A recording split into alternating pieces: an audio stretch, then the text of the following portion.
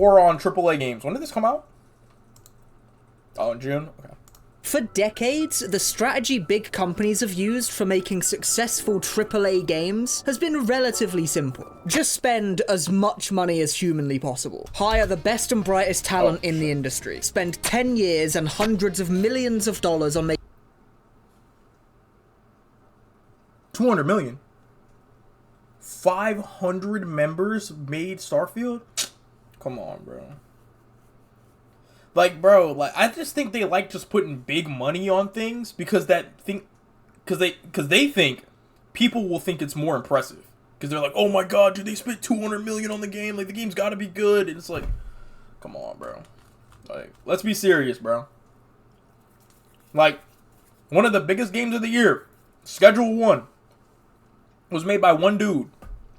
And I know he didn't have a $200 million budget. But he's probably seeing so much profit that it's like overwhelming. I would assume. I don't know. But like, you know?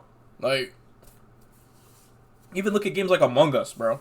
Like, just these little old games, these little indie games, bro, they be taking over, gang. Like, if I was a big company, I would just focus on like what those little companies are doing, and then like, you know what I mean? Try to replicate that a little bit. Or just do what you did back in like the early 2000s. We're watching, it's called War on AAA Games.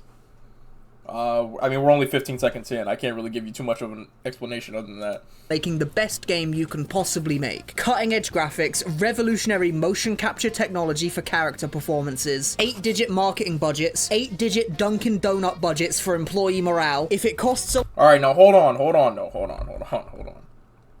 One second. Cutting-edge graphics, revolutionary... I ain't gonna lie, these is hard. I like these. I like whenever, like, story games have, like, these, like, where like the scenes like this, where they be looking, like, you know what I'm saying? All the mocap and all that. I do like that. I'm gonna be honest. I do like that. It doesn't, I don't really care about immersion, but it does help with immersion. So, you know what I mean? Motion capture technology That's for fire. character performances, 8-digit marketing budgets, 8-digit Dunkin' Donut budgets for employee morale. If it costs a lot of money, it's part of the strategy. This formula has been largely successful for decades now, and it's allowed the richest companies in the gaming industry to generally produce the most popular games in the gaming industry. But in the 2020s, this strategy is beginning to fall apart. Warner Brothers spent $200 million on a Suicide Squad game that flopped. Ubisoft reportedly invested over $650 Why do you say it like that? Ubisoft. I like that. Wait, what? Skull and Bones cost $650 million into Skull and Bones. Have you ever heard of Skull and Bones? No, me neither. No one has. No one in the world. Yo, chill, bro. Chill on Skull and Bones, bro. Skull and Bones was like, I ain't gonna lie. Skull and Bones was probably to, like, some people on what Starfield was to me. Like, I really thought Starfield was gonna be, like, the next game. You know what I'm saying? So I was really excited for Starfield, and I'm sure some people were really excited for Skull and Bones too. But Starfield just really disappointed me, really, with the fact that it doesn't work on my computer. And I refuse to play it any other way. I'll play it eventually, but I'm still in my pouting phase. But Skull and Bones actually isn't that bad. It's just like, it ain't 650 million good. You know what I mean? It's passable. And I think that's what they should have focused on. I don't even know where the money went. Like, the game is super basic. Like, I don't know where the money went. Concord's budget was $700 trillion, and that game peaked at 700 players playing on Steam. Companies are spending the GDP of some small countries on games that don't even get made fun of in donkey videos. The strategy that once worked so well is falling apart because AAA games are fighting a war, and they're fighting a war on two fronts. A war that they're fighting for one of the most valuable commodities in the world: your attention. On the Eastern Front, AAA games are at war with indie games. Indie games in the last 10 years have been taking the world by storm. Once upon a time, indie games were only played by... I didn't think Concord was that bad. I just thought that, like, it was just weird that it was a hero shooter, because the trailer was very, very misleading. I thought Concord was going to be a regular, like, action-adventure RPG type game, and then it just turned out to be a hero shooter, and I was like, what? But I played the beta. I ain't gonna lie, it wasn't that bad. It wasn't that bad. It was like, it was bad, but it wasn't like 700 player peak bad. It was just the fact that it was $40 for a new IP, the same old hero shooter bullshit. Like, it was like, you know what I mean? That was the real problem. I think if the game dropped, well, actually, it could have been $40, but they couldn't have used $40 for a new IP. They would have had to have been free at that point. Because Fragpunk is doing pretty fine, at least from what I can tell. They haven't shut down the doors yet, so it's like, I would assume it's doing good. And that's pretty much in the same vein as Concord, so I don't know. I just think they went the wrong way with it. It isn't the worst game I've ever played. I can tell you that much, for sure. I played some shitters. By the most hardcore of video game hobbyists. They were niche, they had cult followings. But times have changed. The indie games have started bleeding into the mainstream. In 2024, Lethal Company was in the top 10 highest grossing games on the entirety of Steam. It was making similar money to a FIFA game, a Star Wars game, and an Armored Core game. But whereas these three games all had multi-million-dollar budgets with multi-million-dollar marketing campaigns, Lethal Company was made by one guy, a former Roblox dev in his early 20s that has been making games out of his bedroom since he was a child. And not only that, but he also kicked off a trend of indie cooperative survival horror games that were all... I'm not gonna lie. This era of, like, Lethal Company-like games, I've never even played Lethal Company before. I don't have friends that play on PC. So I'm like, I always just watch from a distance with games like this.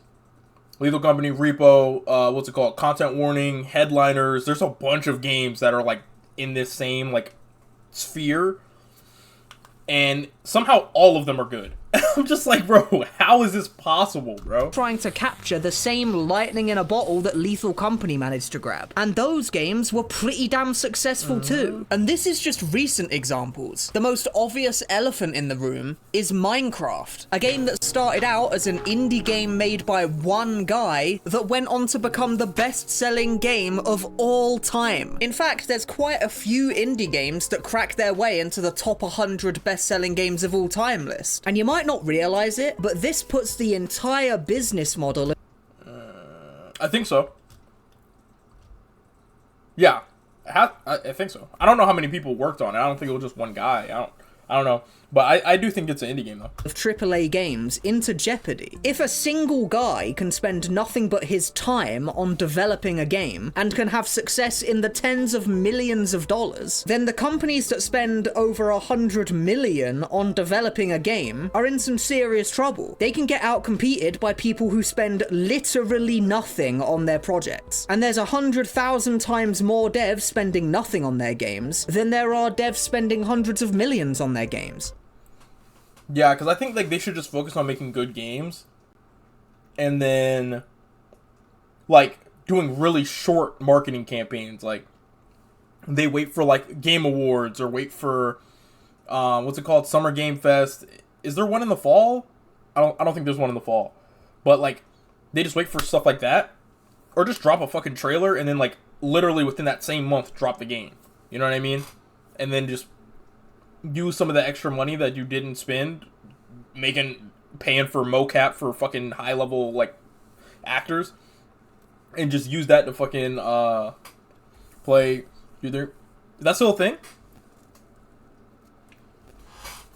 And they use that money to, like, live service the game up a little bit. Not like early access or anything, but, like, you know what I mean? Something similar. And then just make the game also cheap. Because this $80 bullshit, this shit ain't gonna fly. So, I'd say making the games cheaper generally gets people to try it a little bit more. Look at Expedition 33. That's like a perfect example that came out this year. That game, it's like $50, I think. Or maybe 40. I don't really remember. But, like, it's insanely good. Because you get, like, 40 hours of gameplay. So it's like, I don't know. I just think it's so simple that, like, it's kind of sad that they don't see that. Instead, they're like, we gotta spend more money, and then revive more old IPs. Like, or no, don't revive old IPs. That's not what they're gonna do. They're just gonna remake the same exact game over and over again. Pretty sure we'll be seeing Last of Us Part 1 and 2 remastered complete edition where you just play through the entire game, like Last of Us 1 and Last of Us 2, like back to back. Like as soon as one chapter ends, another one starts immediately. You know what I mean? So it only takes a small percentage of those indie devs to make it big for the AAA gaming industry to... It's really Hollywood as a whole, but yeah, Disney especially is like the biggest culprit of it. Like, it's pretty bad. But I don't know, I just think movies in general aren't really doing that hot. Because I would say, like, it's kind of similar, but, like, the indie movies, I don't think are doing too... Like, I don't know, I don't really watch indie movies like that, though. So, like, I don't really have the same, like, knowledge in that field. Nobody remember good? Oh, is that considered indie? Oh, that's the case, then yeah. I was actually going to watch that one, probably tonight. It's like a little, like, hour and a half, 2 hour movie, right? I was probably going to watch that tonight. Have a lot of competition incredibly quickly. You might think that a big company doesn't care about indie devs having success, but you could not be more wrong. Like I said, this is a war being fought over your attention. They're fighting over your eyeballs. You only have a finite amount of time in a day to play a video game, and these developers are all fighting over that finite amount of time. Over your finite amount of time. Every successful indie game is potentially a game that steals the limelight from your billion-dollar mega project. If you're unlucky and you launch your massive game at the same time as some random Roblox furry releases their smash hit, then you could be in some serious trouble. And big companies are noticing this, which is part of the reason why recently all of the big-name gaming companies have been subtly name-dropping Hollow Knight Silksong in as much of their marketing as possible. The Switch 2 event has 8 seconds of Silksong footage, and that 8 seconds of footage immediately goes ultra viral on Twitter within seconds. And I think Microsoft noticed this, because a little while later, Xbox announced their new handheld console, and throughout the entire 3D rendered trailer, there's Hollow Knight Silksong footage running on the device's screen the entire time. Not some major Microsoft title like Halo or Minecraft, no.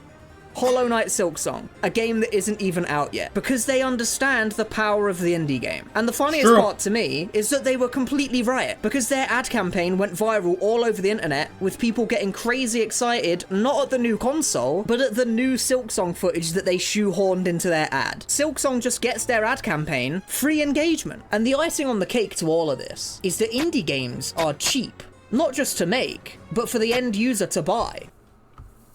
Yeah, I think that's like one of the biggest hitters too, for sure. What would the genre be? I bought Terraria for less than $10 over a decade ago, and I've played it for 1,500 hours. Hell, I bought a random game called Peak for less than $5 on Steam last week, and I've already enjoyed it more than I enjoyed the majority of AAA games that I've played in the last 10 years. Wait, it's giving off particles? Yeah. They're like the revive thing. You know, like the revive debug. So what if? But you might be thinking to yourself, why now? Why are indie games threatening AAA games now in a way that they didn't 10 years ago? Well, the answer is simple. With every passing year, the barrier to entry for game development gets lower and lower. The development tools get more freely available, the computer hardware people have in their homes gets more and more powerful, and the internet offers more and more tools to learn the trade than ever before. Improving technology also allows developers to sell their games digitally. Back in the olden days, if you wanted your game to sell, you needed physical discs in actual shop fronts all over the world, and paying for the production and I don't know, merely an erotic visual novel or horror game. Pretty similar genre, to be honest. Yeah, we can yeah, don't get too far away from the drawing board. We'll just stay in this area just in case any more ideas come. You can just put them on the drawing board. Distribution of these physical copies was incredibly expensive. Nowadays, platforms like Steam... That is like an idea that I want to do. I want to try to make a game in 30 days. Not sure when I would do it. Or when I would have like 30 days just in a row. Okay, I do know. But it's like everything would have to be like, you know what I mean? And then I would have to lock in though. I'm not gonna lie, I would have to lock in. Yeah. You got me. I know absolutely nothing. But I think I can like learn, make, and like have a game that is playable in 30 days. I think I can do that. I think I can. Because I mean, like, you can learn anything with a good enough YouTube video. And yeah, I want to do that. It would have to be sometime next year though, because like the rest of my year is kind of like weird. I don't think I have 30 days for any of that, and I don't think it would take anything less than 30. Steam allows for indie devs to have the exact same level of reach as the most valuable companies in the world. Indie games have always been competing with AAA, but now there's more indie developers than ever before. You've even got Roblox, an incredibly popular platform that incentivizes young people to learn how to make games. And speaking of Roblox...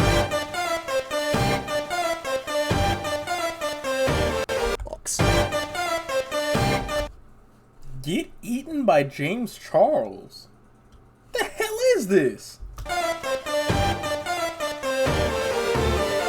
On the western front of this war, we have what I like to call the Forever. I like how I put League on there.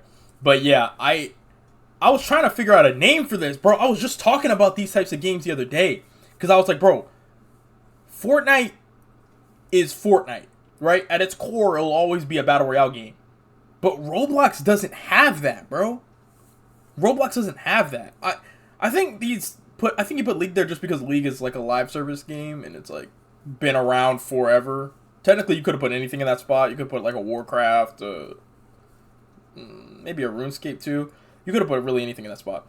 But Roblox doesn't have like a core gaming experience. Like whenever you say like, oh yeah, I'm playing Roblox, that could mean literally 1,000 different things. But like whenever you say you're playing Fortnite, most people assume you're playing Battle Royale. So it's like, you know what I mean? And then League, since it's there, whenever you say you're playing League, you're probably like, you know, losing your mind or something. Like at that point, if someone says I'm about to go play League, you should ask them, the next question should be, are you okay? Like, you know what I'm saying? Or at least ask them an hour later after their match.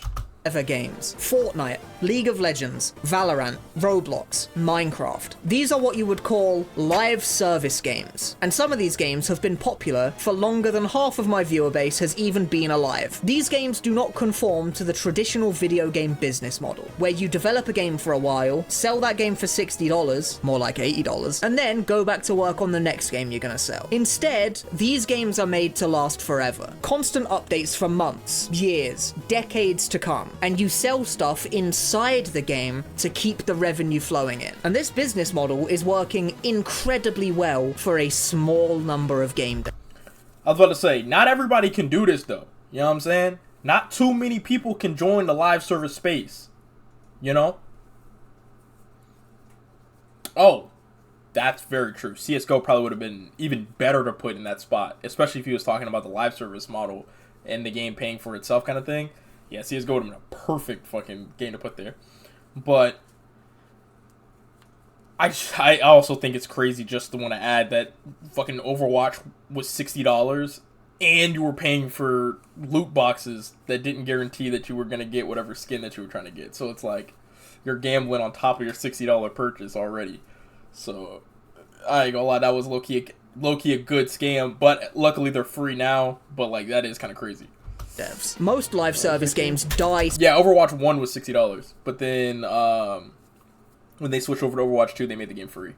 Spectacularly. But the ones that don't make billions of dollars, and they last. Rest in peace, Rumbleverse, by the way. You know what I'm saying? Rumbleverse was...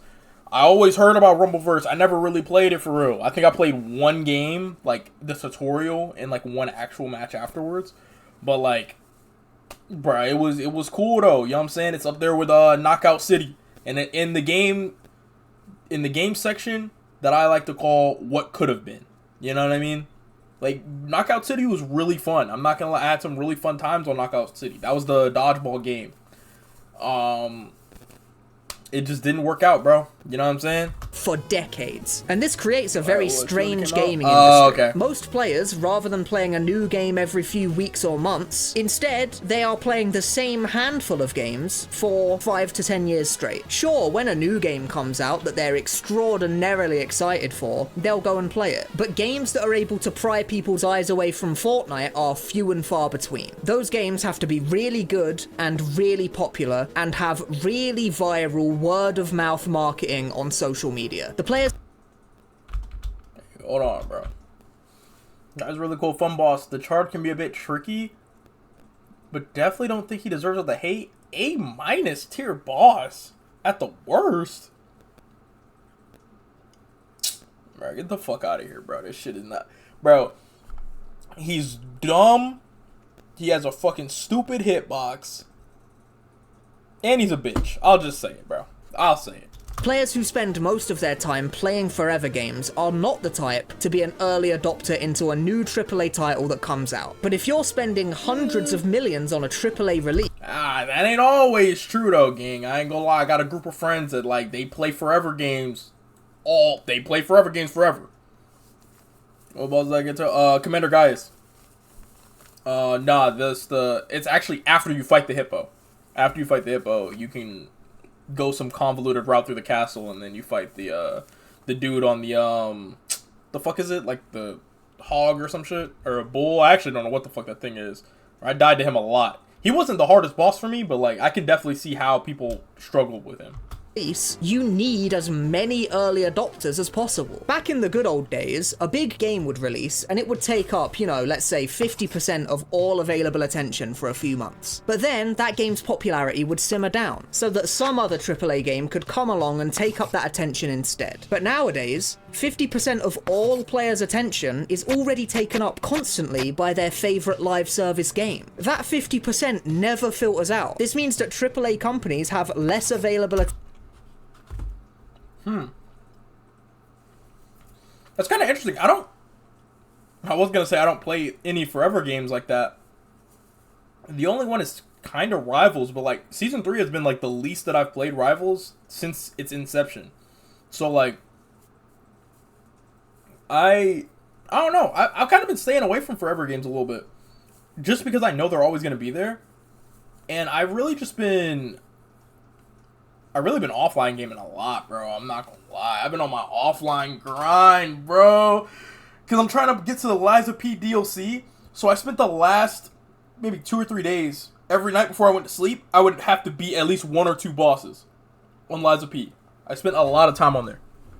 So before I go to sleep, I would beat a boss on Lies of P. And then last night, I beat the last boss. Or technically the last boss. And then now I'm doing the real final fight. But I might have to train a little bit because I kind of just ran through the game and I'm a little under-leveled, I think. Not a lot, but just a little bit. Might have read it too last week.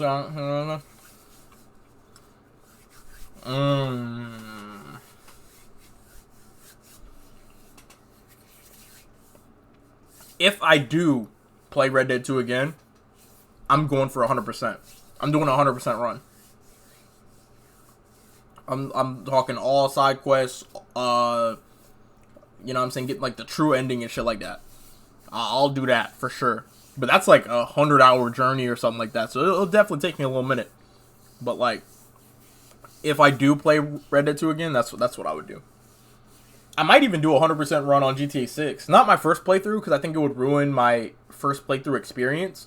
But like, I would do all main story first, obviously, just to like finish the game, and then I would go back on my second playthrough and then do all the side quests and everything. Because I like just knowing what the main story is about. Because a lot of times people will like spoil and stuff, so it's like it's better for me to just get it out the way, and then I go back and do the side quests. But yeah, I think there was one game that I played that I tried to do side quests first, and then I don't know, it just didn't really hit. God of War, I could probably count on one hand the amount of side quests I've done on God of War. Both God of War Ragnarok and the 2018 one. Uncharted? I haven't played Uncharted yet. I wanna get into that. I'm probably gonna do that after I beat Last of Us 2.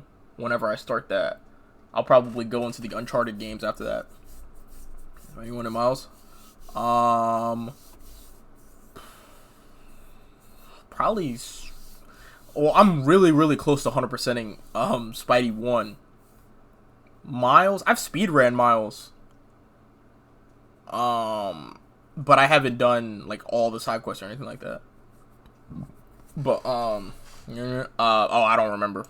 Attention to actually compete for. There's more games to play than ever before, and many of those games are being played for years on end instead of just a couple weeks. But these ultra-popular live service games don't just indirectly compete with other game devs. Sometimes they do it very, very directly. If you're a AAA dev and you want to make a sandbox crafting game, or a rhythm game, Fortnite isn't just competing with you because it's really popular and takes up people's time. Fortnite is literally, directly competing with you. They are making games exactly like yours, and they're doing it inside of Fortnite, with a pre-existing audience that is almost guaranteed to at least attempt to try out their new game. This is a luxury that 90% of all game devs just simply do not have. And if you think that's bad, then go look at Roblox. Roblox is like an IP theft machine. They're not just making games in the same genre as you. They are literally making your game with your IP and everything. If you want to go play a game that has chill, Mario chill, in it, chill, bro. Yo, chill out on the Pokemon Roblox games, bro. Chill. You know what I'm saying? You can't talk too much about those, bro. Nintendo gonna come in and shit. Light a fire on their ass, bro. Chill out, bro. you could go look at Nintendo's chill. backlog of Mario games. Or you could look at the near infinite number of bootleg Mario games of varying quality that users have been creating over the past 15 years on Roblox. Are 99% of all of these games really bad? Yeah, they are. But garbage or not, they are competition. And Nintendo is insanely litigious, and even they have copycat games on Roblox. And Nintendo is insanely 300. Bro, what? They took down 379 fan-made games? And that was just in 2021, bro. I've seen some crazy... Like, I've seen some shit that's so close to being the actual game. Like, that one Pokemon game I played on stream, I was like, whoa, bro, this is insane. Like, bro, they got it down to the moves. They got it down to the, like, the music in the game. Like, everything, Pokemon Center, all that. Literally, you're playing Pokemon in that bitch. I was like, yo, this is insane, bro. Like, wild encounters, EVs, natures, all that. They got it all. And literally, the actual Pokemon, too. Like, crazy. I'm like, bro, when Nintendo get when Nintendo get their hands on this shit, bro, they ringing y'all necks out. I ain't gonna lie.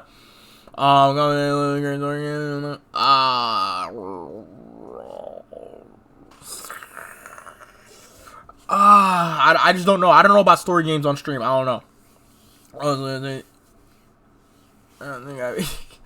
But at a certain point, it's like the greed is like, when is it gonna stop? Like, what are you taking down a Mario game that has Mario being one of the killers in Dead by Daylight? Like, you know what I'm saying? Like, you aren't gonna make a game like that, so you might as well let the people make a game like that. If anything, it might add to the lore or some shit of the Mario character. You could just have fun with it on your next Mario game. I don't know. I just think it's a little weird. They be taking down them games, especially like sometimes they would take down games quick, or they'll wait till it gets popular and then they'll snipe that shit. Like, they'll know about it and wait. Like, just like Power World, that was crazy.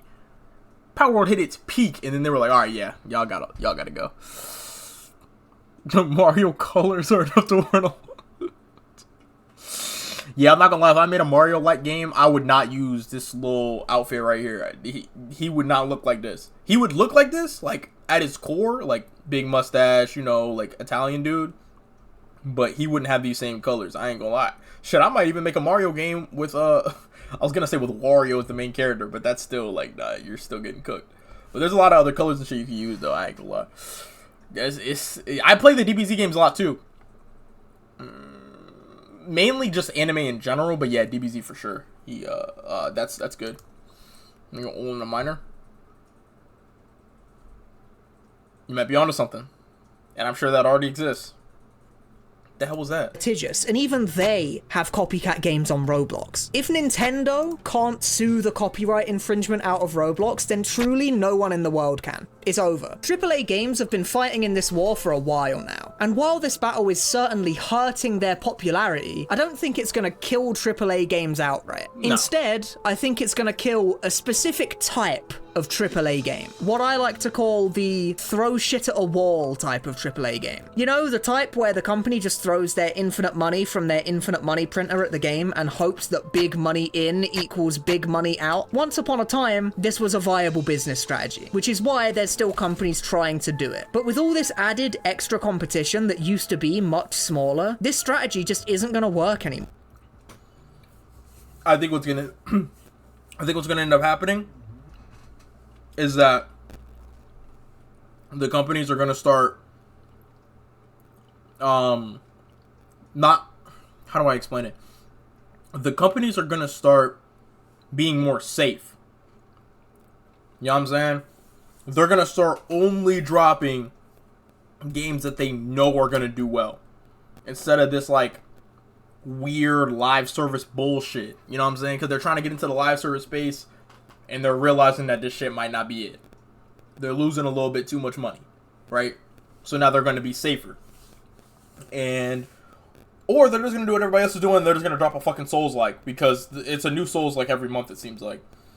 And I hope this is the last year for that. Last year was the year of survival crafting games. My god, I played so many survival crafting games last year. There's only so many trees I can break down to build a crafting table, to build this, to build, like, they're all the exact same game at the start. Now, once you get further and deeper into the game, it obviously makes it a little different, but jeez, bro, it's all the same game. And this year has been the year of Souls games. It's literally just, like, every month there's, like, a new one. I'm like, bro, what the fuck is going on? And it low-key started with Black Myth Wukong.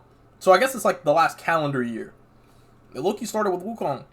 But Wukong's actually good. And a lot of the Souls games are actually good. But it's just like, fuck, dude. Well, most Souls games aren't open world. They give off the perception that they might be, but they're not. They're just really, like, detailed stages. They have, like, a lot of hidden pathways and stuff. But, if anything, I would say they're more like mazes than, open world. But I don't know what next year is going to be, though. Because I thought survival crafting was just going to, like, take over. Like, there were so many survival crafting games last year. And this year has been a lot of Souls-like games. It's like I didn't think I was going to get tired of them. But, like, there are so many of them, and they're all pretty much the same type of game. And it's not like Lies of P. And I think Lies of P did it really well. But they're not bad, though. No, I mean, I don't think we have, like, oversaturation of open world games, do we? Like, I don't think so. If anything, I feel like we don't have enough, like, good open world games, though. Like people, like, actually, like, making them and shit like that. Yeah, I think open world shit. See, I say this and then I'm gonna get tired of it, but I think if we do, like, an open world game streak next year, or, like, 2026 just all open world games, including GTA 6, then, like, I think we might have something there. I'm not gonna lie. I think we might be able to cook. But realistically, we just need more single player games, because too many of these games are coming out, bro, and then you can't, and then, you know, they're leaving out the people without no friends. You know what I'm saying? But to the game Horizon.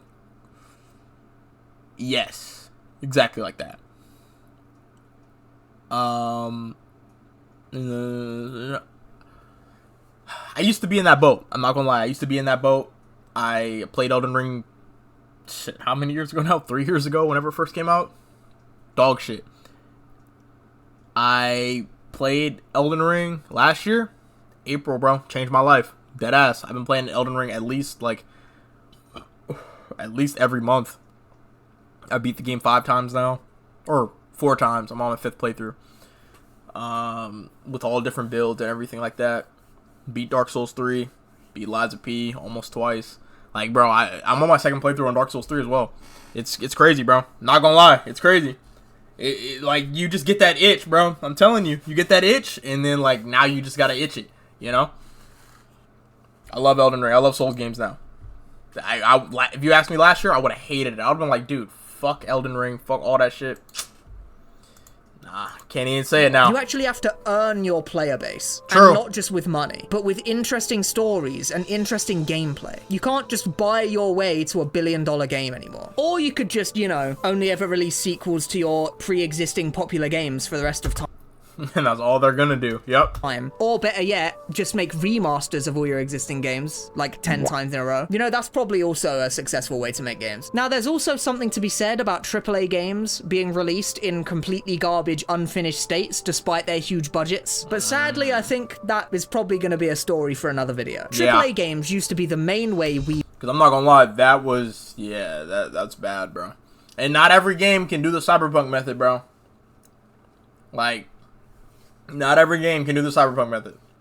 Cyberpunk method is exclusively for games that, like, have an infinite level of potential, but then they just fall short.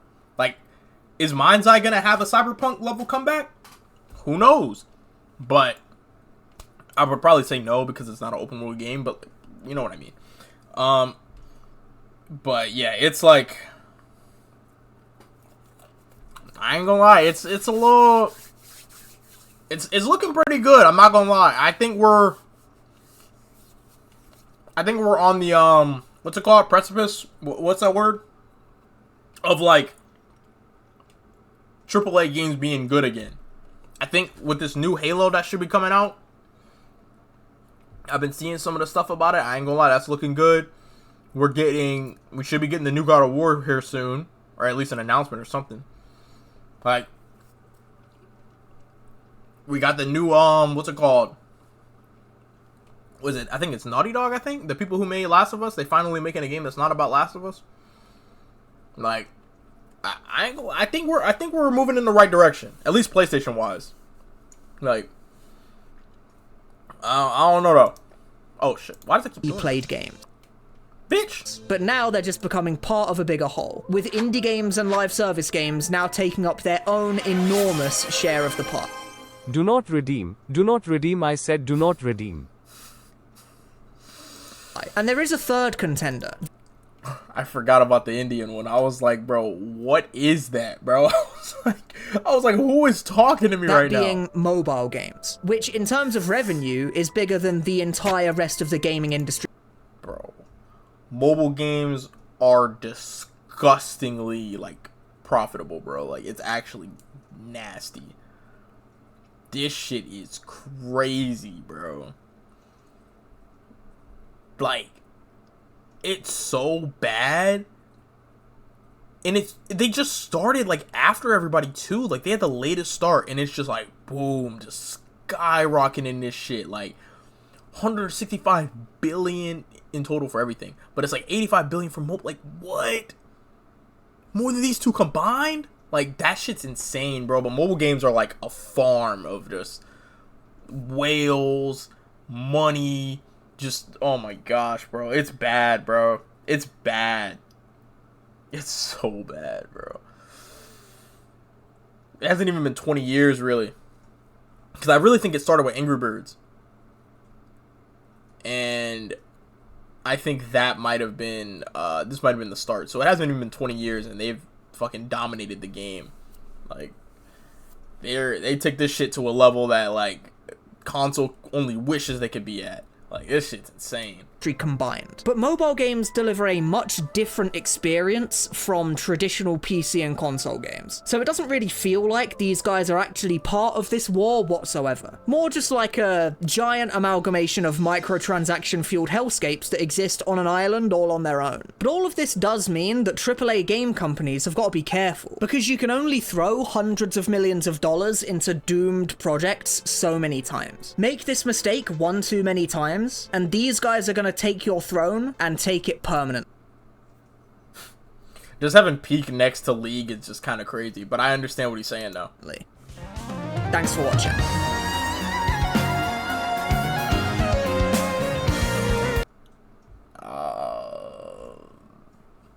Yeah, well, the thing about mobile is like everybody has a phone, but not everybody is spending money on the phone. You know what I mean? Now, the last mobile game I was like, I guess you could say addicted just due to the amount of money that I spent on it, was this game. This shit, I don't know why, bro. Like, I was so close to beating levels, bro. And I didn't beat them. So I was like, you know what? Fuck it. I was the leader of a fucking clan on this shit. Like, I was the leader of a clan before I deleted this shit. I would spend like $20. Boom. Quick little 20. I'd refill all of my power-ups. And I would have enough coins. Oh, you can't see your coins on here. But I would have enough coins to like retry a level or whatever.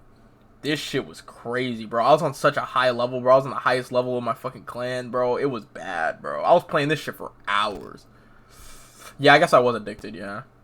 This shit was crazy, though. I would deadass just spend like $20 like every 2 days to re-up on all my stuff. I didn't care about 3 stars, but like I just cared about beating the level. And some of them genuinely just felt impossible. Like I'd be stuck on some levels for days because I didn't want to spend money, and then I would just spend it anyways. It was bad, bro. I'm not gonna lie, it was bad. But we're past all that. You know what I'm saying? We're past that now. I had to get the addiction for the plot. You know what I'm saying? It was all for the plot. But yeah, I ain't gonna lie, I did low-key forget about the Indian TTS. There are a couple more new rewards coming. They just take a little bit more time to you know what I'm saying, to ferment. But yeah, we definitely do got some new ones in here though. You know what I'm saying? I'm like, I would say I'm working on it, but it's like in the back of my mind. I got some new emotes and shit like that. But more than likely we'll just focus on like 7TV emotes and shit. But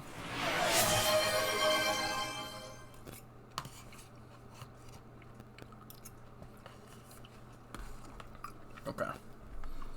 Yeah, we gotta increase the price of that shit. I don't know how that was only 500. But okay.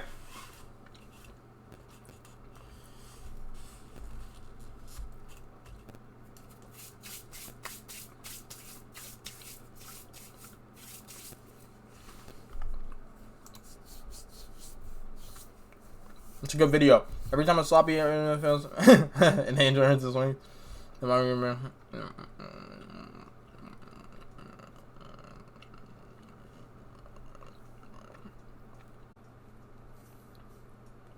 Fire. That's good vids.